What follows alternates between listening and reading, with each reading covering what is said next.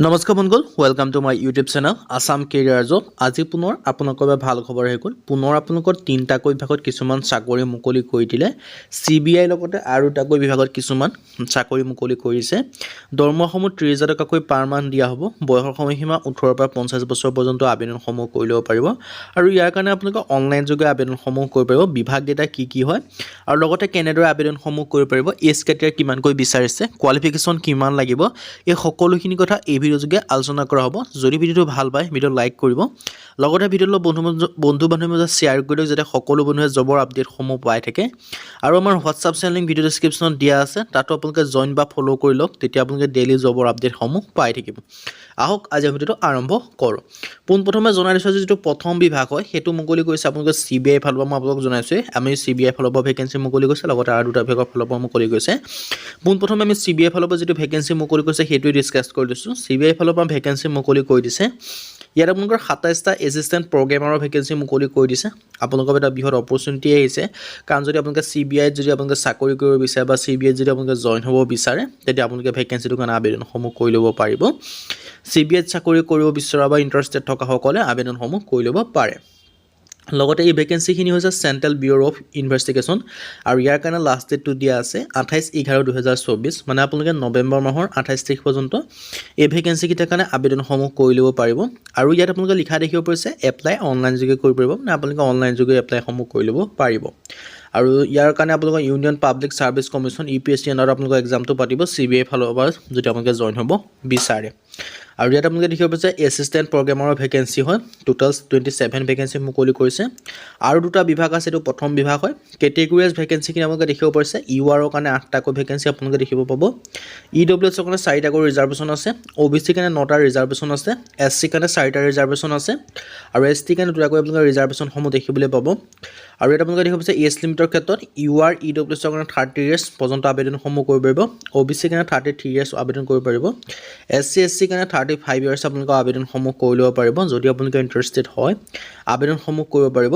আৰু এডুকেশ্যন কোৱালিফিকেশ্যনৰ ক্ষেত্ৰত আপোনালোকে ইয়াৰ কাৰণে মাষ্টাৰ ডিগ্ৰী বিচাৰিছে, নাইবা আপোনালোকে বেচেলৰ ডিগ্ৰী হ'লেও আবেদনসমূহ কৰিব পাৰিব, কিন্তু আপোনালোকে কম্পিউটাৰ জানিব লাগিব, তেতিয়া আপোনালোকে আবেদনসমূহ কৰিব পাৰিব।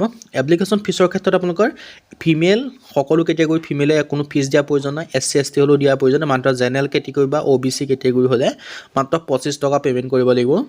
আবেদনসমূহ 9 নৱেম্বৰৰ পৰা ষ্টাৰ্ট হৈছে, আৰু লাষ্ট ডেটটো দিয়া আছে নৱেম্বৰ 28 তাৰিখ পৰ্যন্ত আপোনালোকে আবেদনসমূহ কৰি ল'ব পাৰিব। আৰু ইম্পৰ্টেণ্ট লিংকসমূহৰ কথা ক'ব যেনে মই ডেছক্ৰিপশ্যনত দিয়া থাকিব আবেদন কৰা লিংক, ভালদৰে আপোনালোকে এডভাৰটাইজমেণ্টখন চাই মেলি আবেদনসমূহ কৰি ল'ব পাৰিব। এতিয়া আহিম যিটো 2 নম্বৰ বিভাগত ভেকেঞ্চি মুকলি কৰিছে। 2 নম্বৰ বিভাগত ভেকেঞ্চি মুকলি কৰি দিছে আপোনালোকৰ ইউনিয়ন বেংক অফ ইণ্ডিয়াৰ ফালৰ পৰা ভেকেঞ্চি মুকলি কৰিছে। 500টা লোকেল বেংক অফিচাৰৰ ভেকেঞ্চি মুকলি কৰিছে। এটাত নহয় প্ৰায় 1500টা। এটাত নহয় প্ৰায় 1500টা লোকেল বেংক অফিচাৰৰ কাৰণে ভেকেঞ্চি মুকলি কৰি দিছে। আৰু ইয়াৰ কাৰণে লাষ্ট ডেটটো দিয়া আছে 13/11/2024, মানে আপোনালোকে নৱেম্বৰ মাহৰ 13 তাৰিখ পৰ্যন্ত এই ভেকেঞ্চিকেইটাৰ কাৰণে আবেদনসমূহ কৰি ল'ব পাৰিব। আৰু ইয়াৰ কাৰণে আপোনালোকে এপ্লাই অনলাইন যোগে কৰিব পাৰিব, কোনো অফলাইন আবেদন নহয়, অনলাইন যোগে নিজৰ মোবাইলৰ পৰা আবেদনসমূহ কৰি ল'ব পাৰিব। যিটো ভেকেঞ্চিৰ নাম কয় LBO, যিটো কয় লোকেল বেংক অফিচাৰৰ ভেকেঞ্চি হয়। চ' ইউনিয়ন বেংকত যদি আপোনালোকে চাকৰি কৰিব বিচাৰে তেতিয়া আপোনালোকে আবেদনসমূহ কৰি ল'ব পাৰে। আৰু ইয়াৰ আপোনালোকে 2024 বৰ্ষৰ কাৰণে ৰিক্ৰুটমেণ্টটো মুকলি কৰি দিছে ইউনিয়ন বেংক অফ ইণ্ডিয়াৰ ফালৰ পৰা। চ' আপোনালোকে ইণ্টাৰেষ্টেড হ'লে আবেদনসমূহ কৰি ল'ব। আৰু আবেদনসমূহৰ মই সম্পূৰ্ণ ডিটেইলছটো জনাই দিছোঁ, কোৱালিফিকেশ্যন কিমান বিচাৰিছে। ইয়াত মেইনলি অসমৰ কাৰণে 50টাকৈ ভেকেঞ্চি আপোনালোকে দেখিব পাব। যদি আপোনালোকে অসম লোকেশ্যনৰ হয় বা অসমৰ কাৰণে যদি আপোনালোকে ইণ্টাৰেষ্টেড বা অসমৰ কাৰণে যদি আপোনালোকে আবেদন কৰিব বিচাৰে, তেতিয়া আপোনালোকে 50টাকৈ ভেকেঞ্চি দেখিবলৈ পাব। এই 50টা ভেকেঞ্চিৰ ক্ষেত্ৰত আপোনালোকে আবেদনসমূহ কৰি ল'ব পাৰিব। বাকী বেলেগ ষ্টেটৰ কাৰণে বেলেগ ভেকেঞ্চি আছে। চ' আপোনালোকে যদি বেলেগ ষ্টেটৰ কাৰণেও আবেদন কৰিব পাৰে। চ' আপোনাৰ ওপৰত ডিপেণ্ড কৰিব। যদি আপোনালোকে অসমৰ কাৰণে আবেদন কৰে 50টাকৈ ভেকেঞ্চি দেখিবলৈ পাব। পে' লেভেলৰ ক্ষেত্ৰত আপোনালোকৰ 48,480 পৰা আপোনালোকে নাই কমেও 85,920 ৰুপিজ পৰ্যন্ত লাভ কৰিব।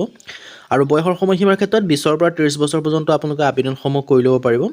আৰু ইয়াত আপোনালোকৰ এজ যিটো ৰিলেক্সেশ্যন আছে সেইটো আপোনালোকে লাভ কৰিব। এজ ৰিলেক্সেশ্যনৰ ক্ষেত্ৰত আপোনালোকৰ SC SC কাৰণে 5 বছৰকৈ ৰিলেক্সেশ্যন লাভ কৰিব। OBC কাৰণে 3 বছৰকৈ ৰিলেক্সেশ্যন লাভ কৰিব। PWBDৰ কাৰণে আপোনালোকে 10 বছৰকৈ ৰিলেক্সেশ্যনসমূহ লাভ কৰিব। যদি ইণ্টাৰেষ্টেড হয় আপোনালোকে আবেদনসমূহ কৰিব পাৰিব। কোৱালিফিকেশ্যনৰ ক্ষেত্ৰত কিমানকৈ কোৱালিফিকেশ্যন বিচাৰিছে মই সেইটোও জনাই দিয়া হ'ব। চ' আপোনালোকে ভিডিঅ'টো শেষলৈকে চাই থাকিব পাৰে।